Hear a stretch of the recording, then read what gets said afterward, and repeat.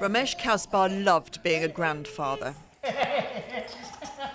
At 67, he was retired and devoted hours to his grandsons. These images were filmed in July. 3 weeks later, Ramesh tested positive for COVID and died 13 days ago.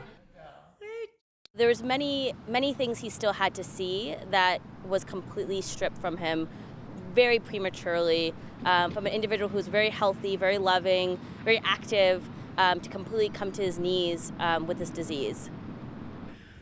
Ramesh's deterioration was swift. His family were left to watch his decline through video calls.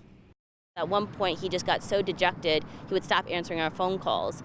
And even when we would get the nurse to call, he would just do hand gestures because he had no more energy to speak. So we physically, and with our own eyes, saw him deteriorate. In the end, his body couldn't withstand the impact of the virus. His lungs were completely turned into cement, is how the doctors explained it to us, that even though he was on a ventilator, his lungs had no room to really aerate because the disease had been so severe for him.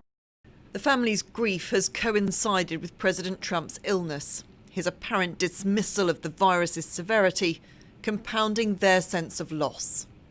Nisha, tell me what you feel about the president's actions. For him to just go and wave around like this is not a big deal, it sends a very depressing message to the U.S. that this doesn't really matter. This is kind of going on his typical ride that this is a hoax and this is not as bad as one thinks. But the numbers don't show that, with 210,000 lives lost.